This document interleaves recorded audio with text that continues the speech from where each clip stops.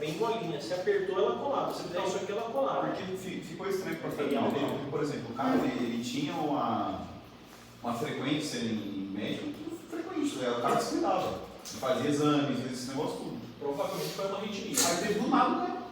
Saudável. Cara, eu nesse ponto, eu sou daquele que fala assim que você tem uma senha, ela tem uma senha, a hora que Deus cantar seu número, meu amigo, você pode estar onde for que... Oi! Você pode estar fazendo o que for, que é a tua hora e você vai embora mesmo. E isso aí quem determina é Deus, meu amigo. Você não tem para onde correr. Tá? Então nós vamos falar um pouquinho sobre a anatomia do coração, mas sobre a anatomia da vascularização do coração. Tá? Depois a gente vai falar da morfologia do coração, as válvulas, átrio, ventrículo.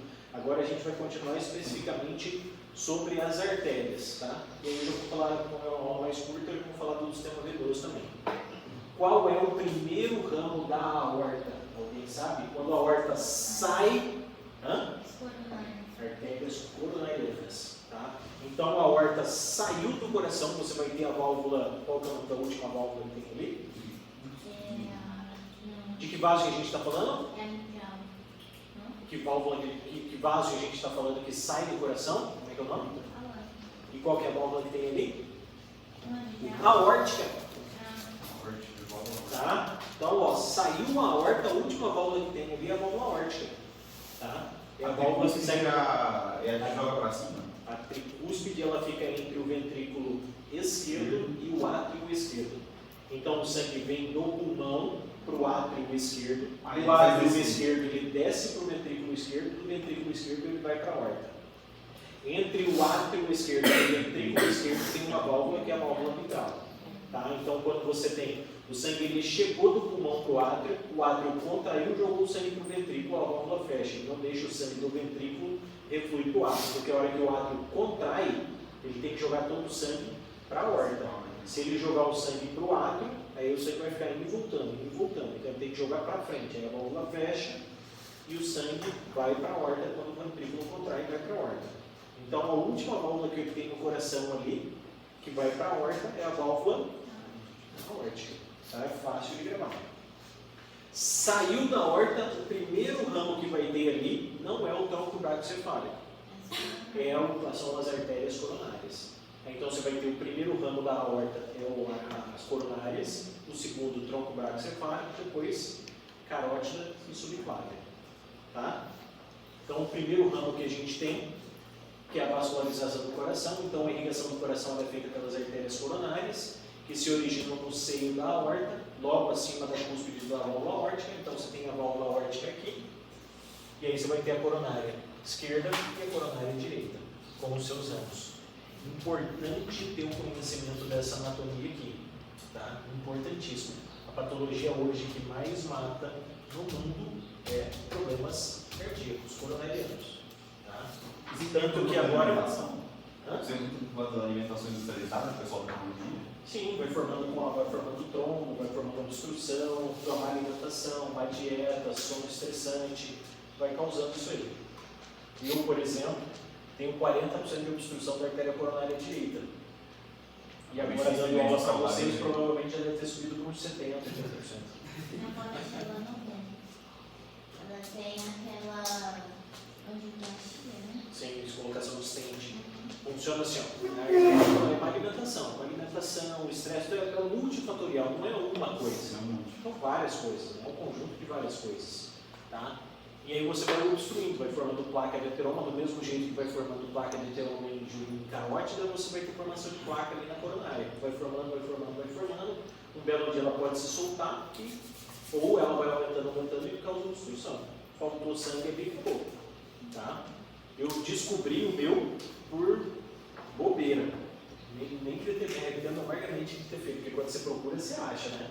Eu trabalhava lá no Hospital do Câncer de Barretos, lá em Porto Velho, e chegou uma máquina nova de tomografia. Não sei se vocês sabem, mas a tomografia, quanto melhor a imagem, mais canais ela tem.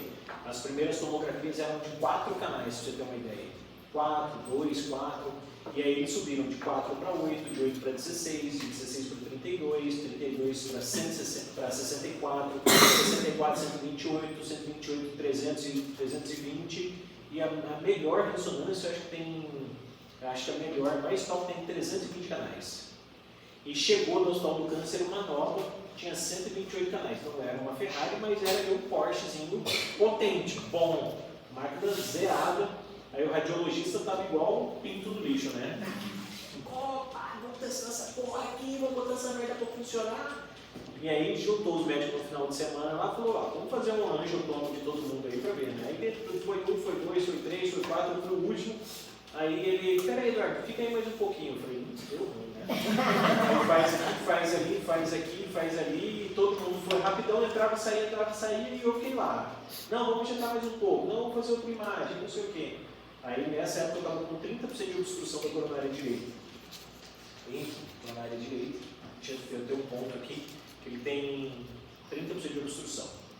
Aí ele falou, só acompanha. Eu fui no cardiologista, comecei a tomar rosuvastatina com colesterol, beta-bloqueador para segurar a frequência. Numa época eu tomei AS, mas aí fizeram um outro estudo que o AS também já não faz mais diferença, tirar o AS. Eu melhorei a alimentação, perdi peso, fazendo atividade física. E estou acompanhando. Todo ano eu faço, todo ano não, a cada ano e meio, hoje eu faço uma nova angiotomo. E o trem só está piorando. Antes era uma artéria, agora eu já sou tri-arterial, já tenho 3 artérias entupidas, e vai levando. Você só faz alguma coisa quando tiver uma obstrução acima de 75%. Até 75% você só acompanha. Questão de dieta e medicação, esse trombo ele pode se desfazer ou não? Como é que é? Com a dieta, alimentação e medicações ele pode se desfazer ou não se desfaz? Não se desfaz, ele estabiliza. Você começar a tratar agora, não é melhor que esperar passar esse tempo? Não, porque o jeito de tratamento é a colocação de um stent. Tá? O stent é como ele entra na artéria, pode dizer que você tem uma sujeira aqui na artéria. Tá? Vamos dizer que o controle dele seja sujeira. Tá? Aí ele entra e coloca uma mola abrindo isso aqui. Ele gira a mola? Hã? Ele gira a mola e... Não, ele só abre ela. Entra com ela fechada. Eu até tenho um vídeo aí, depois eu mostro para vocês. Ela entra fechada e abre, para aumentar o fluxo sanguíneo. Então ele vai abrir isso aqui. Só que eu deixei ali um corpo estranho, que ele em cima do stent ele pode obstruir. Geralmente eles falam que o stent tem uma meia-vida de 5 a 10 anos. Então quanto mais tarde eu colocar, menor a chance de ter uma complicação desse stent, porque o stent ele resolve, mas ele pode causar um trombo ali onde colocou o stent. Se chegar ao fim da vida desse stent, faz a troca? Coloca outro. Você não tira, aquele stent não sai. Você vai colocando outro. Vai colocando outro. E vai colocando outro. Até a hora que eu não tiver mais. No meu caso, que eu já sou tri-arterial, eu já tenho 3 artérias, já é contraindicação você colocar stent, aí já é cirurgia aberta. Você abre e faz ou uma ponte ou uma mamária. Bem aqui a gente tem uma artéria que corre por dentro dos arcos costais, que é chamada de artéria mamária. Eles dissecam a artéria e ligam abaixo do ponto de obstrução. Vamos dizer que o ponto de obstrução seja aqui, eles pegam a artéria mamária e ligam aqui. Aí esse fluxo aqui está preservado. Entendeu? Ou eles fazem uma ponte de safena. Seca a safena, tira a safena. Vou dizer, o ponto de obstrução é aqui. Aí liga ela aqui e aqui. E aí faz uma ponte. Isso é chamado de ponte de safena. Mas a cirurgia dá por isso, né, professor? Não é não. Não é não. Tá comparado. Tranquila, segura. Tem já pediu música no Fantástico, né? É cirúrgico já. Claro que é cirúrgico. É arriscado. Até porque para você fazer uma cirurgia dessa, uma das coisas que você tem que colocar o paciente é numa circulação extracorpórea. Tá? Você separa o coração. Então o coração ele coloca um catéter aqui dentro da aorta e um aqui. Aí o sangue ele sai daqui, passa na máquina e volta para o corpo do paciente oxigenado. O coração para e o pulmão para. Hoje, se o senhor tivesse que fazer a cirurgia, faria onde? Cuiabá, doutor Gibran, já até tem com o médico já. Esse Gibran ele é foda. É por isso que eu falo para vocês, os melhores, quando você está doente, você não vai atrás do melhor. Esse cara, ele fez clínica médica, ele fez cardiologia e depois ele fez cirurgia cardíaca. Então ele fez 2 anos de clínica médica, 3 anos de cardiologia e 5 anos de cirurgia cardíaca.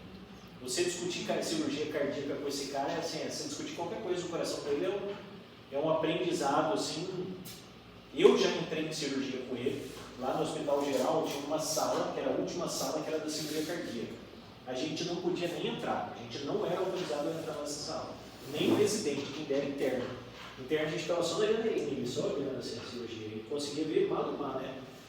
Aí um belo dia suspenderam a nossa cirurgia da geral lá, eu falei, cara, não tá nessa porra aí, né? Mas vou tomar um xingão, eu tomei tanto, não vai fazer diferença. Aí cheguei, entrei, quietinho, fui lá na cabeceira, fui entrando, né?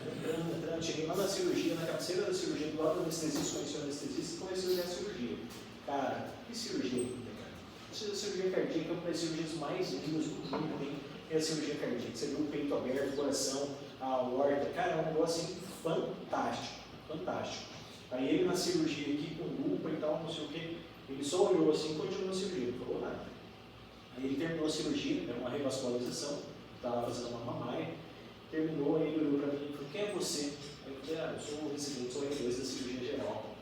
E aí, gostou? Eu falei, pô, professor, sensacional. Ele falou, então vem amanhã aí, que nós temos outra dessa, você entra comigo. Cara do céu, saí cancelando o ambulatório, cirurgia, cancelei tudo, fretado no outro dia lá, todo mundo falou, porra, você vai entrar, não sei o quê. Aí no outro dia, o cirurgião, assim, cirurgia cardíaca, ele é bem hierárquico, assim. Então tem o primeiro cirurgião, que é o mais experiente, e tem a equipe, que todos são cirurgiões cardíacos, e tem o resto, né? O segundo da escala é o Dr. Gibran. Aí quando eu cheguei, era para mim entrar com o Gibran no início da cirurgia, porque ele começa a cirurgia cardíaca com uma cirurgia longa. Você tem que abrir, você tem que dissecar a artéria, você tem que dissecar a safena, você tem que preparar a safena. É uma cirurgia extremamente longa, esse preparo todo. O cirurgião principal, ele chega para o tempo principal. Ele só chega aqui, faz ali com calma, com tranquilidade, ele está descansado, está preparado, faz e sai. O resto, tudo abrir, fechar, preparar, secar, não sei o que, é a equipe que faz. Aí eu entrei com o Gibran, e nada do cara chegar, e nada do cara chegar, e falou, não, vamos fazendo aqui. Aí era uma mamária também, era uma ponte de safena e uma mamária, a gente estava fazendo uma mamária. Só que os caras tudo de lupa, e eu sem lupa. Aí ele, ó, você vai pegar a pinça e vai segurar aqui. Aí eu segurava, o cara eu nem respirava direito. Ele, não mexe, porra! Eu falei, professor, eu não estou nem respirando. Ele, então para de respirar. Aí, segurando as pinças ali para ele fazer a anastomose ali. Aí nada, o professor chegar, aí o professor chegou. Aí eu fiquei de terceiro auxiliar e eles terminaram a cirurgia. E cirurgia assim, fenomenal. Só que eu estava no final do R2, faltava assim uns 4, 5 meses para terminar o R2. Aí eu fui ver o que era cirurgia cardíaca. Eu falei, pô, esse trem aí, cara, gostei desse negócio aí, né? Pô, a cirurgia é linda, cara. Só que era 5 anos de residência. A cirurgia cardíaca você pode entrar direto, você terminou a faculdade, você entra direto para a cirurgia cardíaca, ou você vai cirurgia geral e depois cirurgia cardíaca. Só que 5 anos, eu vi que era 5 anos, eu falei, não vai dar 5 anos. 5 anos não dá. Eu já tinha 2 geral, mais 5 não vai dar. Eu falei, não, eu vou para a cirurgia oncológica, que são só 3, mais 3 eu aguento, 5 não aguento. E o ruim da cirurgia cardíaca é que assim, para você fazer cirurgia cardíaca, você tem que estar num centro grande. Você vai morar o resto da vida na capital. Porque você tem que ter uma UTI boa, você tem que ter uma equipe de extracorpórea, você tem que ter um hospital decente. Aqui, não tem aqui. Não tem nem extracorpórea, não tem nada. Então não tem como você morar numa cidade mais tranquila, não era o que eu queria. Eu morei minha vida inteira em Cuiabá, eu sou cuiabano, assim, Cuiabá, mas eu não queria morar lá. Eu acho que muito grande. Porra, eu saía de casa 4h30 da manhã. Eu tinha que passar visita em 2, 3 hospitais, chegava no hospital 7 horas da manhã. Mas para chegar no hospital onde eu fazia residência 7 horas, eu tinha que sair 4h30 de casa. Eu chegava acordando os pacientes para passar visita. Eu falava, tudo bom, como é que o senhor tem que olhar? Eu falei, cara, só não, 5 horas, deixa eu olhar aqui rapidinho. Já examinava, prescrevia. Não era a vida que eu queria. Eu falei, não, durante a residência eu faço, mas depois eu não quero coisa na minha vida. Você aguenta um período, depois você a parte oncológica do Cooperar ainda não está funcionando. Eles querem colocar lá uma oncologia clínica, né? Oncologia, porque é separado. Por exemplo, eu sou cirurgião oncológico, fiz cirurgia geral e cirurgia oncológica. O tratamento oncológico ele é multidisciplinar. Tem um médico que faz clínica médica e oncologia, esse médico é responsável pela quimioterapia, e tem um médico que faz radioterapia, uma residência. É médico também. E aí o cara faz radioterapia, o tratamento é o cirurgião, o radioterapeuta e o oncologista clínico. A gente trabalha junto. Só que eu não prescrevo químio. O cara que prescreve químio não opera. E o cara que faz radioterapia não opera e não faz químio. E a gente não faz rádio.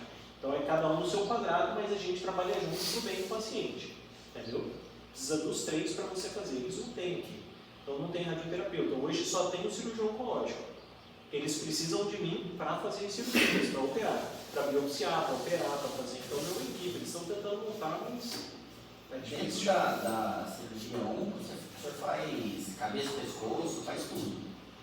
Você aprende isso durante a residência, só cabeça e pescoço eu parei de operar. Lá no Hospital do Câncer onde eu trabalhei, eu fiquei 7 anos lá, eu fiquei ensinando a equipe do digestivo. A gente fazia digestivo alto, baixo, melanoma e sarcoma. E aí eu fiquei só nessa área, cabeça e pescoço eu não opero mais. Antes da residência a gente operou muito em cabeça e pescoço. Só que cabeça e pescoço, cara, é feio, é mutilante, é judiado, né? Eu não gosto da cabeça e pescoço, então eu não faço cabeça e pescoço. Fiz muito, acho que foi o que eu mais fiz durante a residência, porque a incidência é muito grande, mas eu não gosto muito da cabeça e pescoço, não. Eu gosto de digestivo, estômago, esôfago, colo, essa é a minha parte. Quando chega cabeça e pescoço, eu falo, não, eu vou com cabeça e pescoço, E a parte que mais dá é a cabeça e pescoço, professor. mas é que assim, Muito ligado o aí. grande problema da cabeça e pescoço é que é uma patologia, nada contra, tá gente? Mas é uma patologia que a maior parte da população é uma população mais pobre, porque ela está diretamente relacionada com má higiene, cigarro, sabe, infecções fúngicas, dentárias, então tem muita coisa. E o cara, assim, o pior que me incomodava mais é que o cara tinha a porra do câncer, mas ele não parava com a merda no cigarro, velho. Cara, eu já vi paciente fumando da traqueostomia, cara. Ah, uma merda, meu. Aí você, tipo assim, você tá brigando e o cara tá cagando e andando. Aí desanima, né? O cara que é mais interessado em não estar se cuidando, então morre logo essa desgraça. Eu vi um senhor no hospital do câncer chegar lá com miíase no palato. Não, é nojento, as pessoas Minha tia, ela arrancou 30% do pulmão esquerdo e continuou fumando. Miíase é aquela larguinha, tava comendo ele vivo. Sim. Bora aqui, galera. Então vamos lá. Então o primeiro ramo que a gente vai ter aqui, saindo do coração, né, saindo da válvula aórtica, são as artérias coronárias. A artéria coronária direita e a artéria coronária esquerda. Tá? A artéria coronária direita, você vai ter dois troncos, né? A artéria coronária direita e a artéria coronária esquerda. Então a artéria coronária direita, você vai ter originado do seio aórtico direito, ele vai percorrer o sulco coronário direito, e os principais ramos que vai vir na coronária direita é o ramo marginal direito, a interventricular posterior e os ramos do nó sinoatrial e do nó atrioventricular. Tá? Por que é importante? A gente não falou do coração, mas tem um único ponto do coração que manda um estímulo para o coração inteiro, que é chamado de nó sinusal. Tá? Então, quem irriga esse nó sinusal? Artéria coronária direita, ramo da coronária direita. Tá? 60% a 80% das pessoas, respectivamente, né? O nó sinoatrial e o nó atrioventricular. Tá? A gente vai falar isso quando a gente falar da anatomia do coração. Como que funciona? Só para vocês entenderem. Bem aqui no átrio você vai ter o nó sinusal. O nó sinusal manda um estímulo, contrai os dois átrios. Aí esse estímulo ele desce entre o átrio e o ventrículo, tem um nó chamado de nó atrioventricular. Ele faz uma pausa aqui nesse nó atrioventricular e depois o estímulo desce para a contração dos ventrículos. E por que ele tem que fazer essa pausa? Porque ele contrai os átrios, o sangue tem que descer para os ventrículos. Aí ele faz uma pausa, o sangue desce e aí ele vai mandar um estímulo para a contração dos ventrículos, que vai mandar o sangue para a aorta e para os pulmões. Então ele tem que fazer essa pausa aqui. Então, nó sinusal, nó atrioventricular. O nó sinusal manda o primeiro estímulo, faz uma pausa no nó sino atrioventricular e aí o estímulo desce para os ventrículos. Tá? Então, tanto o nó sinoatrial quanto o atrioventricular são extremamente importantes. Se eu tenho uma obstrução da coronária direita que vai irrigar isso aqui, porque assim, no coração a gente tem um único ponto que manda todo o estímulo para o coração, que é o nó sinusal. Se eu tenho alguma isquemia nesse ponto e esse nó falta vascularização, o paciente vai começar com uma arritmia e vai ter outros pontos que vão começar a mandar estímulo. E aí o paciente tem arritmia. Imagina se eu tenho um estímulo aqui e um aqui. Aí esse aqui manda esse aqui também. Aí o coração não sabe se contrai, se relaxa, se contrai, se relaxa. É o que a gente chama de fibrilação. O coração, em vez de contrair, ele começa a tremer porque ele começa a responder a vários estímulos. É a mesma coisa que eu chegar e falar para você: corre para lá, para cá, não, para lá, para lá. Aí o outro: não, para cá. E o outro: não, para lá. E aí você tem vários estímulos. Em vez de só um, corre para lá. Esse é o estímulo que a gente tem que ter. Tá? Então ele é ramo da coronária direita. Tá? A coronária direita ela vai mandar o ramo para trás do coração, para a região posterior do coração. Tá? Na região posterior do coração eu vou ter ventrículo direito, átrio direito, e na região anterior eu vou ter mais átrio esquerdo e ventrículo esquerdo, que é irrigado pela artéria coronariana esquerda. Tá? Isso aí a gente vai ver. Então você tem aqui a aorta, tá? Átrio, ou aurícula, né? Átrio direito, coronária direita. E ele vai mandar os ramos aqui, ó. Aqui, ó, descendente posterior, indo lá para trás, ó, tá? Do coração, artéria posterior, né? Descendente posterior, a marginal direita, tá? Que vai irrigar átrio direito, ventrículo direito, tá? E aqui você vai ter a artéria coronária esquerda, que a gente vai ver aqui, ó, artéria coronária esquerda, sai do seio aórtico esquerdo e bifurca-se em ramo interventricular anterior. Então, ó, a direita mandou para trás, a esquerda mandou para frente, tá? Então você vai ter um ramo interventricular anterior, que é da coronária esquerda, e o interventricular posterior, que é da direita. Ele percorre o sulco interventricular anterior, irriga a parede anterior do ventrículo esquerdo e 2/3 do septo interventricular. E vai ter o ramo circunflexo, que segue pelo sulco coronariano esquerdo, ramo marginal esquerdo e irriga o ventrículo esquerdo.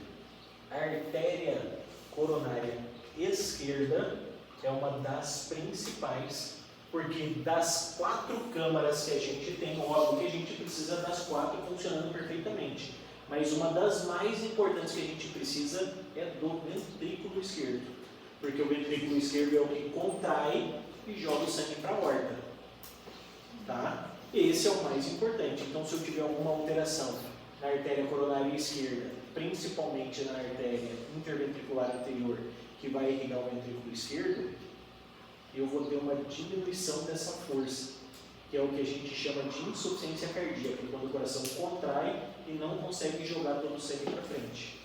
E aí, quando o coração relaxa, ainda tem um monte de sangue ali dentro. E aí começa a ter os sintomas de insuficiência cardíaca.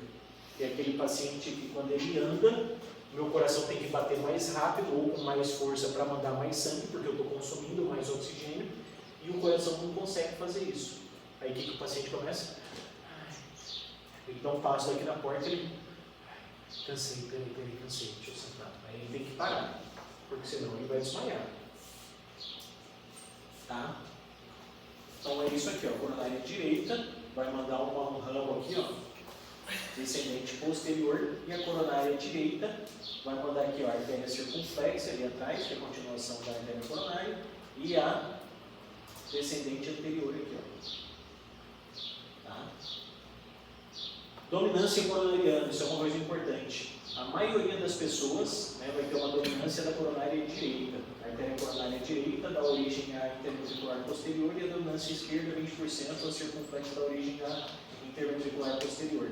Então tem ainda, você tem que considerar ainda que, assim, quando a gente estuda anatomia, na maioria das pessoas é desse jeito que a gente estuda. Mas existem algumas pessoas que têm variações, tá? São variações anatômicas, tá? E tem uma que tem uma codominância. Eu coloquei isso aqui só de curiosidade, só para lembrar que existem variações anatômicas nas pessoas e que não é uma boa informação, não é nada, é só existem variações. Por exemplo, da aorta abdominal ali, no tronco celíaco, tem paciente que a gástrica esquerda sai direto da aorta, ele não sai do tronco. Aí o tronco celíaco tem 2 vasos só, a esplênica e a artéria hepática. Uma vez a gente foi fazer uma gastrectomia por câncer, que você tem que ligar a gástrica esquerda lá da origem. E a gente dissecou, chegou lá, tinha 2 anos, não tinha gástrica esquerda. Cadê essa porra dessa gástrica esquerda? Aí disseca para lá, disseca para cá, disseca para lá, dissecamos a esplênica, dissecamos a hepática, aí subimos na horta para sair o ramo lá, que era a gástrica esquerda saindo direto na horta. Tá? Professor, vou fazer uma pergunta meio besta. Não, nenhuma pergunta é É besta. sobre a prova, no caso. Ah. Essas variações anatômicas Não são não cobradas. são cobradas. Nenhum tipo de avaliação. Não. É só por... Agora eu quero que vocês aprendam Ponto do do básico, tá? Artéria coronária direita irriga o quê? Artéria coronária irriga o quê? Tá? Esquerda, direita. E nessa variação genética acabou subindo. Teria alguma patologia que isso pode causar? Não. É só variação E anatômica. daí vocês ligaram, tem que fazer, você comentou desse caso, tem que fazer ligação, né? E ela estava saindo direto da artéria, da horta. Liga normal. Liga do mesmo jeito. Liga do mesmo jeito. Tá? Então isso é mais curiosidade, tá? E por que, né? Aqui, ó, o que é o ramo interventricular posterior? É um ramo arterial que percorre o sulco interventricular posterior, tá? Sua origem varia de acordo com a dominância da coronária, na maioria das pessoas vem da coronária direita, e 20% vai vir da artéria circunflexa. E 10% dos casos vai ter uma codominância, tanto da artéria direita quanto da artéria esquerda. E o interventricular posterior, ele é responsável por irrigar a parede inferior do ventrículo direito e esquerdo, que é a ponta do coração. Por isso que a artéria interventricular posterior ela é importante, porque um terço posterior do septo ventricular é irrigado por essas artérias. Tá? Em alguns casos, as fibras também do sistema de condução cardíaca, que é o nó atrioventricular, por onde passa o estímulo. Se eu tenho alguma alteração nisso aí, uma obstrução, por exemplo, eu vou ter diretamente uma arritmia. Tá? Obstrução da artéria aqui, ó, pode causar infartos de parede inferior do coração, e se houver um comprometimento do suprimento do nó atrioventricular, você pode fazer um bloqueio atrioventricular. O que é um bloqueio atrioventricular? O nó sinusal manda o estímulo, chega aqui no nó atrioventricular e ele não passa para estimular os ventrículos. Você tem um bloqueio atrioventricular total. É o que a gente chama de BAVT, bloqueio atrioventricular total. Esse paciente vai precisar de um marca-passo. O que é um marca-passo? É um aparelhinho que entra dentro do coração, aí tem dois catéteres, um fica no átrio e o outro no ventrículo, que eles ficam mandando um estímulo, o aparelho que manda o estímulo. Tá? Professor, tem um médico lá de Cuiabá, no trombose de imagem, ele tinha uma arritmia severa, ele fibrilava, porque ele tinha vários estímulos. Aí ele fez um procedimento, se eu não estou enganado, foi uma cauterização para bloquear um dos estímulos. Estudo eletrofisiológico com uma radioablação. Para bloquear um dos estímulos para manter. Porque o único estímulo que você tem que ter no coração é um nó sinusal. O único. Pum. Aí ele contrai os lados, contrai o ventrículo. Pum. Contrai o lado, contrai o ventrículo. Pum. Contrai o lado, contrai o ventrículo. Se eu tenho outros pontos, eu faço um estudo eletrofisiológico, eu entro dentro do coração, começo a mapear o coração por dentro, acho esse ponto que ele está estimulando, que não é o sinusal, que eu não quero, e queimo por dentro do coração para tentar bloquear aquele estímulo ali. Só que esse procedimento é arriscado e ele pode estimular outros pontos de estímulo. Você pode resolver um e causar outros, porque a hora que você cauteriza, você está queimando, você está estimulando aquela fibra ali, então outros pontos podem aparecer. Eu sei bastante disso porque meu pai fez isso. Meu pai, pra você ter uma ideia, ele tinha uma frequência cardíaca bem alta, 120, 130, e ele tinha arritmia 3.000 extrasístoles em 24 horas. É um negócio absurdo, não é para a gente ter nenhum. Ele tinha 3.000, volta e meia ele sentiu uma palpitação. Aí foi para um estudo eletrofisiológico com radioablação e deu certo. Queimou o ponto lá e resolveu o problema dele. Foi até interessante essa história, e aí eu entro naquela do médico bom, porque meu pai precisava fazer isso aí, o cardiologista indicou, falou, ó. Aí eu falei, vou atrás de quem é o melhor. Vou até quem que é o melhor. Pesquisei na internet, fui lá, tá rastreando quem era o melhor, onde que o cara tinha formado, me falaram o outro, achei o cara. Falei, vai ser esse cara aqui. O cara tinha feito medicina na UFMT, tinha feito clínica médica e cardiologia na USP e fez hemodinâmica na Santa Casa, São Paulo. Depois, cara é bom, e me falaram que o cara era o melhor. Falei, pai, você vai nesse cara aqui. Aí no dia da consulta eu estava de plantão, não consegui, fui com o meu irmão, que é dentista. Ele foram os dois lá, e meu pai não gostou do cara. Falou, não, o cara falou que eu ia morrer no procedimento. Eu falei, pai, ele te explicou qual é o risco do procedimento. Você não está indo tomar uma cerveja com o cara. Você está deitando numa mesa, o cara vai mapear, vai entrar na sua artéria, vai correr com o catéter dentro da horta, até dentro do seu coração, vai mapear seu coração e queimar seu coração por dentro, e você acha que você não corre risco? Claro que corre risco. Ué. Então o cara falou isso, não gostei, não sei o que. Eu falei, pai, você não vai dormir com o cara, você não vai morar com o cara, você não vai jantar com o cara. Eu quero que o cara entre, faça e resolva, e se Deus quiser, você nunca mais vai olhar para a cara dele. Eu falei, então tá bom. Porque eu escolhi o melhor. E dito e feito, o cara entrou, foi lá, mapeou, achou, queimou, resolveu, acabou. Até nunca mais. Aí o cara não aceitava o plano de saúde do meu pai. O plano de saúde do meu pai é cacique, né? Aposentado no banco. Aí eu falei, pai, desse cara eu vou pagar particular a parte dele e o resto vai pelo plano. Mas você vai fazer com esse cara. Cara, vai fazer com ele. Porque assim, cara, é o trem que você tem uma chance. E se der errado, você vai morrer, meu. Se der errado, a chance de você morrer é grande. Você vai economizar 2, 3 mil reais, 5 mil reais para ir para qualquer um? Não, né, meu? Não. E nisso eu fico puto com a mulherada, porque assim, a mulherada é para ir no cabeleireiro, ela olha assim 10 mil vezes para ir no cabeleireiro, mas para ir no médico ela não qualquer um. Ah, PQP, né? Levanta a capivara do cara, vê quem que é o médico, como que é, qual que é o histórico desse cara, principalmente na realização do procedimento. O cara que faz manutenção do ar-condicionado para mim, o cara estava com problema na válvula aórtica. Ele tinha uma estenose de válvula aórtica. Então, toda vez que o coração contraía, a válvula não abria completamente.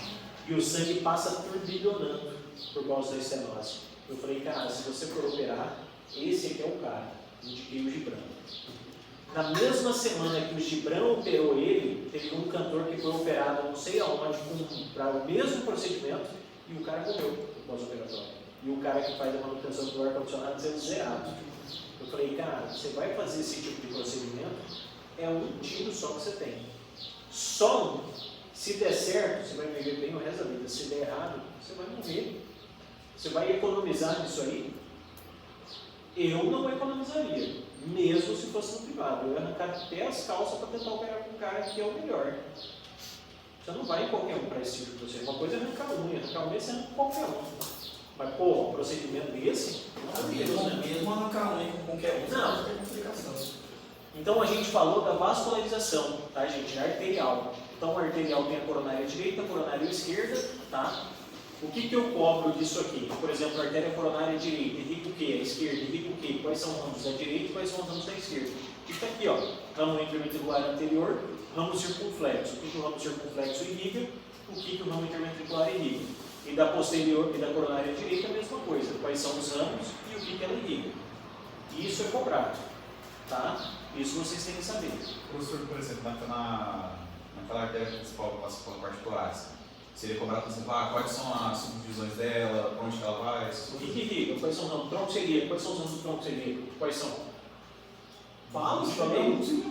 Como não? Tem que lembrar, gente. Tronco celíaco. Quais são os ramos do tronco celíaco? Vamos lá, galera. Hepática comum, esplênica e gastrofísica. Fechou. É isso aí. Não, eles tomam aquilo.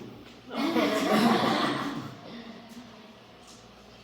Qual o primeiro ramo da horta abdominal? É o que passa pelo diafragma, né? Você tem as artérias diafragmáticas, que essa a gente nem considera, mas o primeiro é o tronco celíaco. Sim. Qual o primeiro ramo saindo da horta? Saindo do coração? Qual o primeiro ramo? Aórtica. Coronária. Coronária. Coronária. Todo mundo vai falar tronco brachicefálico, né? O primeiro ramo são os coronários. Depois veio o tronco brachicefálico. É isso Por que que eu quero o vocês. brachicefálico primeiro na mente? Hã? Por que o brachicefálico Porque a primeiro gente na mente? sempre esquece as coronárias. Coração. Tá? Então vamos lá. E o sangue ele tem que retornar e ele vem através da drenagem venosa do coração. Tá? E aí você tem um seio, tá, coronariano onde passa o sistema venoso. Tá? Então o seio coronariano ele é o principal via de drenagem, tá? Localizado na parte posterior do sulco atrioventricular. Então entre o átrio e o ventrículo tem um sulco chamado de sulco atrioventricular, por onde vai passar o seio coronário. Ele drena 90% do sangue venoso cardíaco. Então você vai ter algumas veias tributárias. Aqui a gente está falando de sistema venoso. O sangue ele vai arterial, irriga lá o músculo e volta venoso. Tá? Então você vai ter a veia cardíaca magna, veia cardíaca média e a veia cardíaca pequena. Então ela acompanha a artéria interventricular anterior. A média vai acompanhar, porque junto da artéria sempre vai ter uma veia junto. Sempre é assim, artéria, nervo e veia. Sempre correm juntas, tá? Então a artéria cardíaca média, você vai ter a interventricular posterior, a cardíaca pequena, a coronária direita, e a veia oblíqua do átrio esquerdo, que é a chamada de artéria de Marshall, um resquício embrionário da capa superior na esquerda. Então você tem aqui ó, o sulco, onde você vai ter o seio coronariano. Então vai ter a veia cardíaca a pequena, cardíaca média e a cardíaca magna. Tá? Esse é o sistema venoso que drena todo o coração. Tá? E ele vai jogar para dentro da cava superior. Todo o sangue vai para a cava superior. Isso aqui é só conhecimento só. Então a importância clínica que a gente tem quando a gente fala no fluxo sanguíneo cardíaco, um infarto agudo do miocárdio, tá? O infarto agudo do miocárdio é a causa mais comum de morte hoje no mundo, é a cardíaca. Daqui a pouco a oncologia vai ultrapassar a cardíaca, mas ainda não ultrapassou, porque a população está envelhecendo, quanto mais a população envelhece, mais chance de câncer, mais morre de câncer, tá? Mas hoje ainda a principal causa coronariana. Então, a oclusão de uma das artérias coronárias pode causar necrose tecidual. A artéria coronária interventricular anterior é mais frequentemente afetada, 50% dos infartos é da coronária interventricular anterior. E a interventricular anterior, vocês lembram? Essa interventricular anterior vai irrigar principalmente átrio esquerdo e o ventrículo esquerdo. E se essa é a artéria mais acometida, maior a incidência de insuficiência cardíaca, porque o ventrículo não vai ter força para contrair para mandar o sangue para frente. Porque aquela parte do tecido coronário, do tecido muscular do coração, morreu. Morre mesmo, gente, tá? Ele não contrai mais, ele está ali só parado, mas ele não contrai, ele não tem força de contração. A cirurgia de revascularização é usada para tratar doença coronariana grave. O ideal é você sempre tentar identificar a obstrução antes do paciente infartar. Porque quando o paciente sente dor, significa que obstruiu e não foi fluxo sanguíneo. E aquela parte do coração que está para frente da obstrução vai morrer. O que causa dor no paciente é a obstrução. A gente tem que tentar identificar essa obstrução antes dela acontecer. Antes dela acontecer. Tem hemodinâmica. Lá no Cooper tem hemodinâmica agora. Por isso que eu estou mais tranquilo. Se eu infartar aqui, vai para hemodinâmica. Espero não acontecer. Mas tem uma. Mas aí é estatístico. É estatístico. Por exemplo, eu, quando saiu essa obstrução da coronária, eu já estou com 40% de obstrução. Tem uma estatística que fala pela minha idade, pelo grau de obstrução, aonde é obstrução, eu tenho 90% de chance de ter um infarto. 90%. Vamos ver, né? Estou esperando. Só pensar que você vai ter 50, ou tem um tempo. Não, mas é por isso que eu estou cuidando. Eu vou fazendo o exame. A hora que chegar em 70%, 75%, eu vou botar um stent, eu vou para a cirurgia cardíaca, eu vou ver o que eu faço da vida. Por que mulheres após a menopausa aumentam muito a chance de câncer? Cara, menopausa para mulher é uma tristeza, cara. Assim, ó, eu sempre faço esse comparativo. Você imagina quando você lembra quando você está com quantos anos? Desculpa. Eu sou 26. Você lembra quando você era menina, 11 anos, 10 anos, não tinha peito, não tinha nada, menininha, e aí você tem um boom hormonal impressionante. Você tem um boom hormonal, começa a produzir hormônio, você sai de menina para mulher. Você tem o desenvolvimento de todos os caracteres sexuais secundários, mamas, pelos pubianos, você desenvolve, cresce, se transforma de menina para mulher. Isso é pelos hormônios. E lá, quando você chegar nos seus 45, 50, esses hormônios vão parar de funcionar. E aí a mulher tem uma queda de tudo que você possa imaginar. Da libido, da vontade de ter relação, o cabelo começa a cair, a mulher começa a ficar depressiva. Cara, acontece um monte de coisa na mulher por falta desse hormônio. Tá? E isso é o fisiológico, porque os hormônios eles são para preparar você para ser mãe, para você engravidar. Como você chegou ali na faixa que você não precisa mais, os ovários vão parar de funcionar. E com isso, traz um monte de sequela para você. Por exemplo, o hormônio feminino é o estrogênio, é o hormônio feminino, e você tem uma privação deles, o teu ovário vai parar de produzir isso aí. E com isso vai trazer um monte de sequela para o teu organismo. Até turgor de pele, é onde você começa a ter ruga, é onde você começa a envelhecer. A mama tem uma lipossubstituição, porque a glândula mamária ela é feita para produzir leite. Você vai ter filho? Não vai ter mais. Não pode mais engravidar. Então você vai ter uma lipossubstituição. O que é glândula vai se transformar em tecido gorduroso. E aí a mama cai. Então acontece um monte de coisa no organismo da mulher, inclusive alterações de colesterol, triglicéridos, não sei, e com isso aumenta o risco dela ter infarto agudo do miocárdio e outras alterações. Tem como melhorar isso? Tem. Atividade física, uma boa alimentação, às vezes reposição hormonal, dependendo de cada caso. Tá? Então Pacientes que fizeram tratamento de câncer, por exemplo, não podem fazer reposição. não pode fazer reposição hormonal. Então quem tem histórico, quem tem. Tá? Outra coisa que você pode ter trombose do seio coronário, pode ocorrer também, né, causando insuficiência cardíaca, tá? Então é isso aí que eu tinha para falar do coração. E à tarde a gente volta para falar do sistema venoso, né? E do coração, tá? Funcionamento do coração. Professores, pode disponibilizar os áudios? Posso. Eu não. Beleza. Tá? Beleza, galera. Boa tarde, coração. Nós. Calma, eu não sei como é que tá.